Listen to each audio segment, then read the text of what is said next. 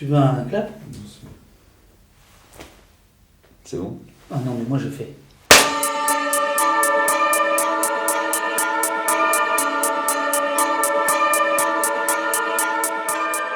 Noman Cadoret, je suis photoreporter indépendant et je documente les mouvements sociaux depuis une dizaine d'années maintenant. David Dufresne, je suis documentariste, écrivain.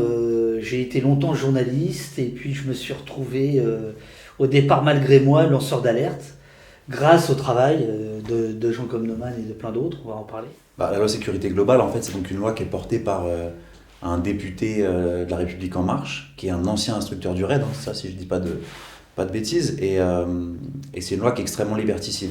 Il y a plusieurs articles, notamment qui concernent la presse, pas seulement. Alors on entend beaucoup parler de ces articles-là, mais il faut essayer de voir un peu la loi dans son ensemble et dans toutes les dérives en fait sécuritaires qu'elle amène, en premier lieu pour les manifestantes et les manifestants et pour les habitantes et habitants de quartiers populaires. On sait que de toute façon, la politique actuelle, elle vise à criminaliser d'une part les militantes et les militants, d'autre part les habitants de quartiers populaires. Et cette loi, moi, en quoi elle me concerne, je dirais directement dans ma manière de travailler, de documenter les luttes sociales, c'est qu'elle va nous imposer à terme, assez rapidement, de flouter ou de ne plus montrer les policiers quand ils sont sur du maintien de l'ordre, lorsqu'ils sont dans la rue en train de faire un contrôle d'identité. Et après, il y a toute une série, peut-être que David, tu veux aussi développer un peu, sur une série, tout un panel en fait d'outils répressifs. On a aussi la reconnaissance par drone avec une surveillance en permanence avec des drones qui vont reconnaître directement les visages et tout ça. Donc en fait, il y a plein de choses, mais cette loi, elle attaque vraiment nos libertés de plein fouet et de plusieurs fronts différents. En fait, cette loi, il faut bien avoir à l'esprit qu'au départ, elle ne comporte absolument pas ces articles-là. C'est une loi, au départ, qui porte un autre nom, c'est le continuum sécuritaire. Le continuum sécuritaire, c'est la privatisation de la sécurité. C'est d'une part que la police nationale donne à la police municipale le tout venant, et surtout en disant aux entreprises de sécurité, aux vigiles, vous allez monter en gamme, on va vous donner des pouvoirs qui seront plus grands, etc. D'où l'idée de continuum sécuritaire, public, privé, etc. Et ça, c'est Fauvergue, en effet, ancien du RAID, et Toureau, ces deux députés qui portent ça. Et à la sortie de l'été, le gouvernement, parce que là, pour le coup, c'est le gouvernement, impose ces articles-là. Le drone, la reconnaissance, et l'article 24. Et là, ce qui est aussi intéressant par rapport à la question de revendication autoritaire, etc., c'est que l'article sur les drones n'est en fait que une légalisation de quelque chose d'illégal qui a lieu depuis des mois, notamment dans le ciel de Paris, utilisation de drones, alors toute illégalité par la préfecture de police. Et donc cette loi, c'est une façon de dire, bon ok les gars, on n'est pas clair, donc on va changer la loi et on sera clair. Et ça, c'est pas possible. Ça ne marche pas. Ça ne marche pas. Ça fait longtemps qu'on voit des drones. On entend le petit bourdonnement là, et puis quand on regarde au-dessus des manifs, on le voit. Alors après, peut-être la différence, je sais pas, mais peut-être que c'était, en tout cas c'est comme ça qu'ils le justifiaient quand sur le terrain on essayait d'avoir des réponses. C'était a priori pour comprendre un peu des mouvements de foule, tu vois, comme les manifs sauvages ou spontanés, essayer de canaliser, en tout cas de savoir où ça allait.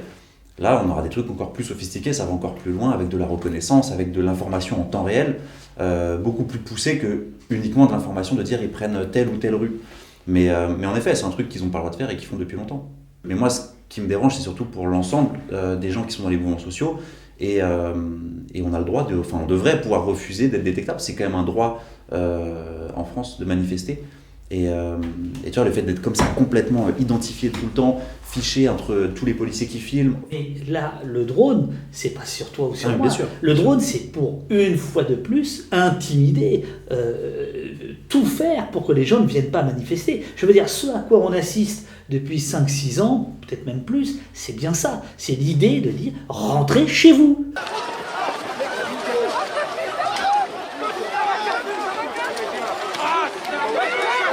Et moi, j'irais même plus loin que toi sur la question de dire aux gens rentrez chez vous. C'est aussi tout l'attirail répressif qui est utilisé. Les grenades assourdissantes, les grenades de désencerclement. Bien sûr. En fait, tous les outils aujourd'hui qui sont utilisés, c'est des choses qui nous marquent ou bien dans la tête, ou bien dans la chair, bien sûr, ou bien encore en justice. Mais en fait, tout ça, et le drone vient juste s'ajouter finalement à tout un attirail répressif. Mais le bruit des grenades, il y a beaucoup de gens qui me disent, moi, le soir, j'entends les grenades. Ouais. Tu vois, j'entends les grenades. Non, mais c'est ça. Ça nous arrive des fois, quand on voit un pigeon passer en manif, où on a le réflexe en fait de baisser la tête ou de détourner en pensant que c'est un LBD ou un plot de lacrymo qui arrive.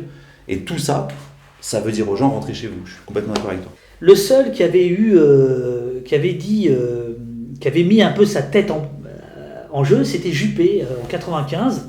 Avec la loi travail, je crois que c'était Juppé, et qui disait s'il y a 2-3 millions de gens dans la rue, ok, je retire ma loi. Depuis, c'est plus du tout ça. Depuis, c'est Sarkozy, et c'est l'idée de dire la rue ne gouverne pas.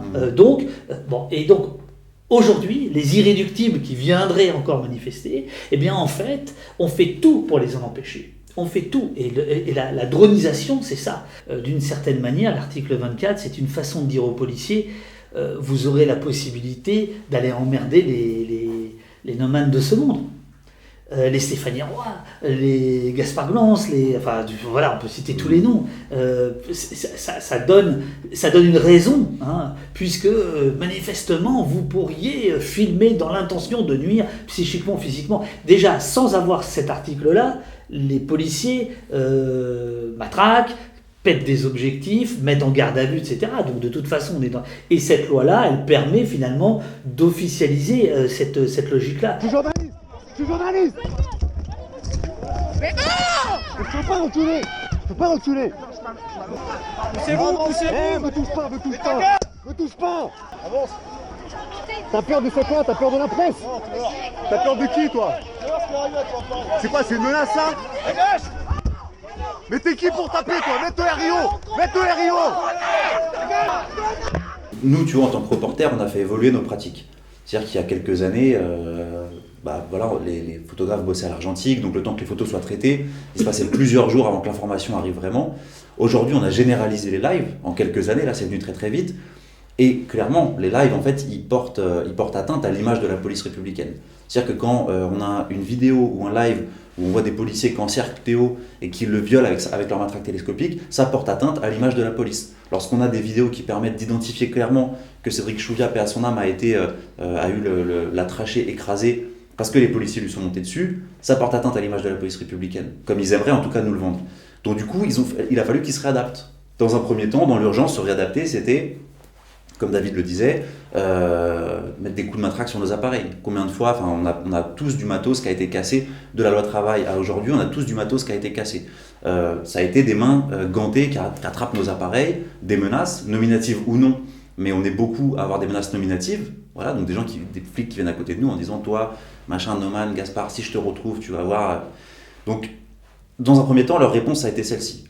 Mais on sait très bien que les syndicats de police ont fait pression, d'abord sur Éric Ciotti, qui a commencé à s'agiter un peu, à vouloir proposer des lois justement pour qu'on arrête de faire des images ou pour qu'on soit obligé de flouter les policiers. Au même moment où nous, on disait, mais en fait, on aimerait que les policiers portent un RIO, soient identifiables, soient reconnaissables, et que justement, les quelques policiers, parce que c'est leur discours, eux, ils disent qu'il y a quelques policiers qui sont déviants. S'il y a quelques policiers déviants, sanctionnez-les, faites-les passer devant des commissions disciplinaires, pour ensuite remettre une image positive, ou en tout cas une image d'une police républicaine. Mais ils ne sont pas capables de le faire, et ils ne veulent pas le faire. Donc les syndicats de police mettent la pression sur les politiques, et on a du coup une police qui est en train d'adapter les pratiques pour justement nous contrer par tous les moyens qu'ils ont. Et les moyens qu'ils ont, c'est de nous flouter, ce qui rend complètement impossible les lives, et ce qui rend la diffusion d'images finalement très peu possible aussi. Cette loi, cet article s'adresse à tout le monde.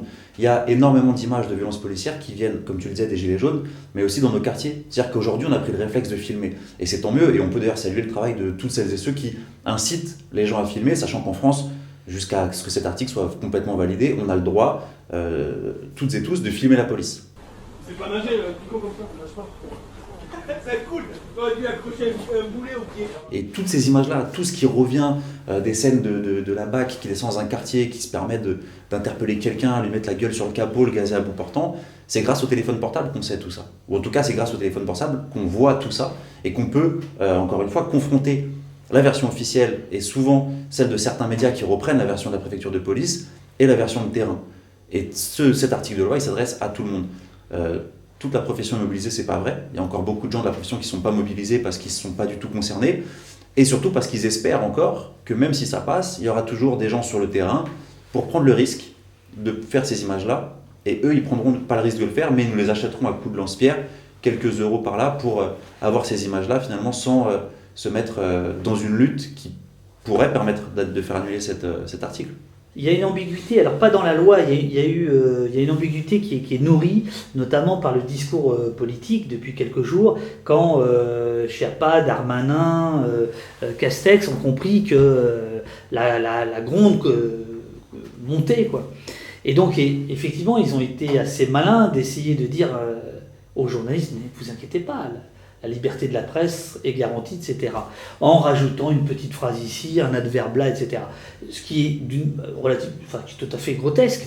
Mais on comprend l'idée qu'il y a derrière, la manœuvre qu'il y a derrière, c'est de dire, et notamment de donner des gages aux instances internationales, mais bien entendu, la liberté de la presse est garantie en France. Ensuite, quand les débats sont retranscrits, les gens peuvent se dire, ah bon, mais en fait, c'est qu'une affaire de journaliste, ça ne me concerne pas, etc. Alors que bien évidemment, c'est pas du tout une affaire. En réalité, c'est pas les journalistes qui sont visés, ce sont les réseaux sociaux. Que tu sois journaliste sur les réseaux sociaux, que tu sois, on va dire, militant, ou que tu sois citoyen, la question, c'est la diffusion. C'est très clair. Après aussi, les journalistes, je pense qu'ils ont quand même en partie pris part à cette mobilisation. En tout cas, ils ont sensibilisé sur l'article 24, aussi parce que cet article, il vient taper la profession après le nouveau schéma du maintien de l'ordre, qui est quand même un truc qui, en fait, coup sur coup, c'est-à-dire qu'il y a un schéma du maintien de l'ordre qui vient et qui dit aux journalistes et qui dit aussi aux observateurs, d'ailleurs, de la LDH et d'Amnesty, à partir de maintenant, lorsqu'il y a une sommation, vous êtes considéré comme en illégalité si vous restez sur une manifestation après sommation. Donc en gros, la volonté, elle est claire de Darmanin, c'est de dire, en fait, quand il y a sommation, tout le monde dégage, et si vous ne dégagez pas, vous serez interpellé au même titre que n'importe qui, ce qui du coup va induire que la plupart des journalistes vont dégager après la première sommation, et ça va laisser le champ libre entre la police et les manifestants. Et donc on sait très bien qu'une fois qu'il n'y a plus d'images, la police aura carte blanche pour cartonner justement toutes celles et ceux qui resteront sur le dispositif. Et donc on a d'une part ce nouveau schéma du maintien de l'ordre qui vient attaquer nos pratiques aussi journalistiques, et là ça attaque l'ensemble de la profession, et derrière on a l'article 24 qui vient enfoncer un peu plus le clou. C'est aussi pour ça qu'il y a quand même des journalistes qui se sont réveillés, qui se sont mobilisés, et c'est une mobilisation, même si, et heureusement, elle est reprise aussi de manière citoyenne par beaucoup de monde, comme tu le disais, au Trocadéro, il n'y avait pas que des journalistes, et loin de là, et c'est tant mieux. C'est quand même assez rare que la profession arrive à se mettre à la table, à discuter, et arrive à trouver un espèce d'équilibre dans une lutte qui est si large que ça. D'habitude, ça va être des luttes très sectorisées, très locales, et là, ils arrivent à un petit peu quand même sensibiliser, mobiliser les rédactions autour d'eux. Si on regarde le nouveau schéma du maintien de l'ordre, alors là, c'est le festival. C'est-à-dire que le nouveau schéma du maintien de l'ordre, c'est une façon de dire, alors effectivement, bon, les mecs de la BAC, ils ont un peu trop mutilé, donc on va leur dire maintenant, quand vous tirez avec un LBD, il faudrait qu'il y ait un superviseur.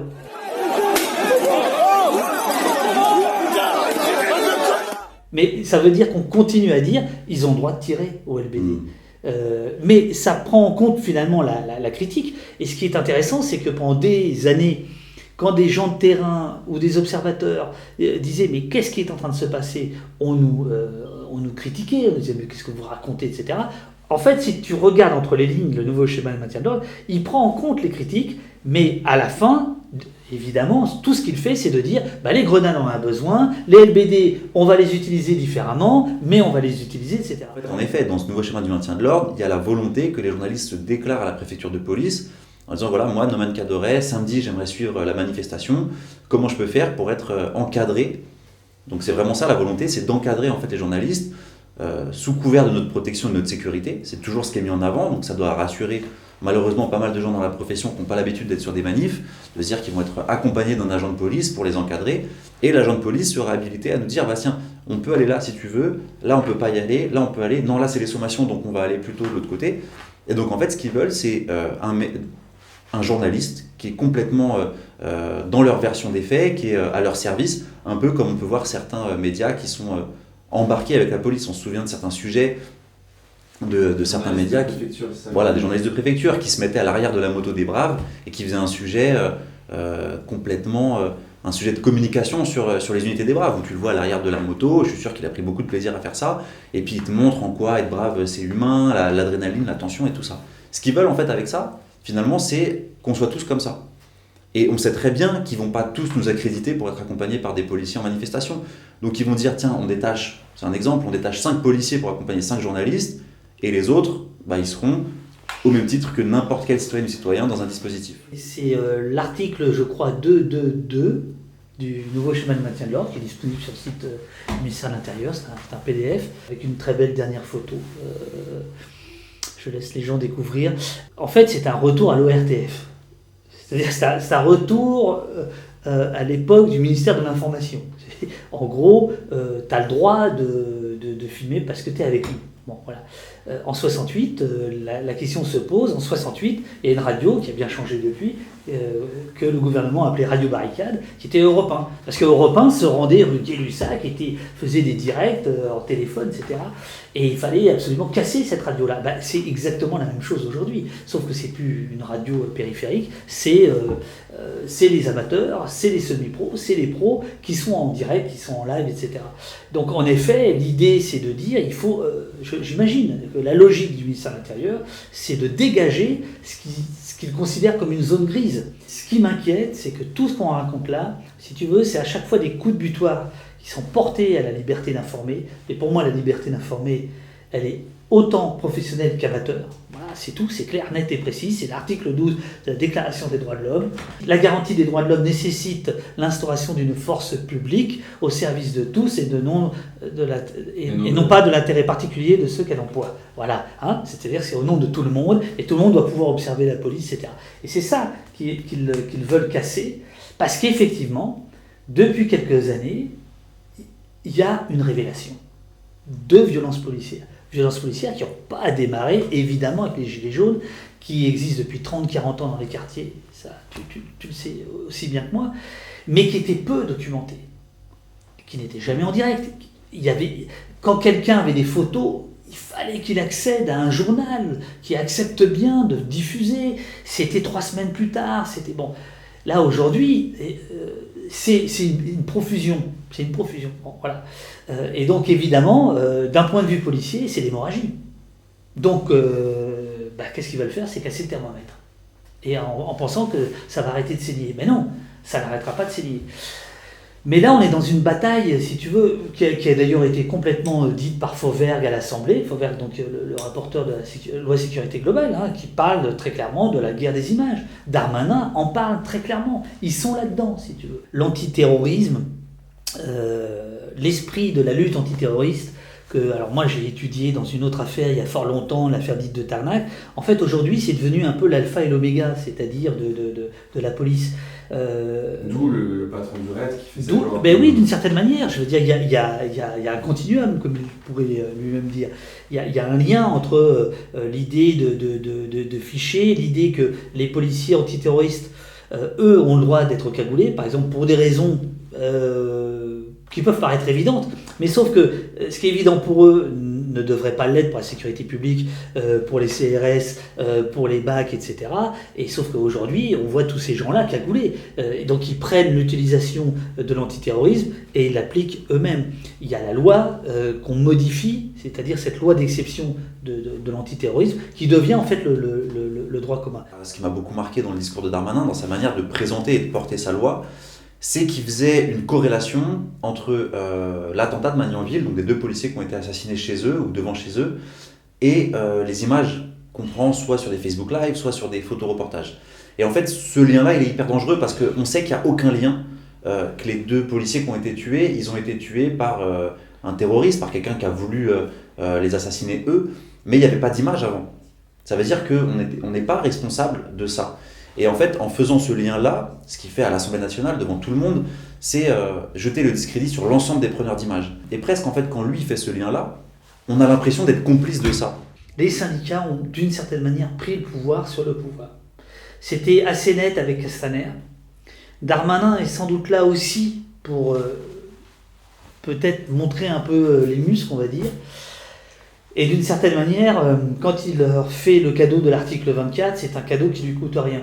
C'est-à-dire que le ministère de l'Intérieur doit des millions d'heures supplémentaires aux policiers. Ça coûte de l'argent. Par contre, faire cette loi, ça coûte rien. Et c'est une façon de se mettre les syndicats dans la poche, etc. Des syndicats de police qui attaquent autant des journalistes, qui attaquent autant des hommes politiques, qui attaquent autant finalement les contre-pouvoirs, franchement, ça fait des décennies qu'on n'a pas vu ça. Donc ça fait aussi partie du climat dont on parlait tout à l'heure de revendication autoritaire. Ça en fait partie. Et toi, David, tu parles beaucoup là, des réseaux sociaux et de leur surprésence, parce que c'est ce qui nous touche, nous, en tant que journalistes, en tant que documentaristes, directement. Mais on peut aussi parler de leur surprésence sur le terrain quand il y a des mobilisations. On sait que les mobilisations de policiers, par exemple, en quelques jours, ils obtiennent ce qu'ils veulent. On se souvient qu'il y a quelques semaines, quelques mois, c'est les seuls qui arrivent aujourd'hui, quasiment les seuls qui arrivent, en tout cas si rapidement. C'est-à-dire que quand les postières et postiers du 92 se mettent en grève illimitée pendant 15 mois, ils obtiennent quelques négociations. Quand les policiers jettent leurs menottes par terre tous les soirs pendant une semaine devant le tribunal de Bobigny, eh ben, ils obtiennent leurs négociations. C'est-à-dire qu'on a un rapport de force qui est complètement différent. Quand les cheminots bloquent la France, ils obtiennent pas grand-chose, malheureusement. Quand les policiers, encore une fois, jettent leurs menottes ou disent « nous, on fait le zèle du contrôle, donc on contrôlera moins, ou on n'accompagnera plus vos déplacements », en quelques jours, tout se débloque.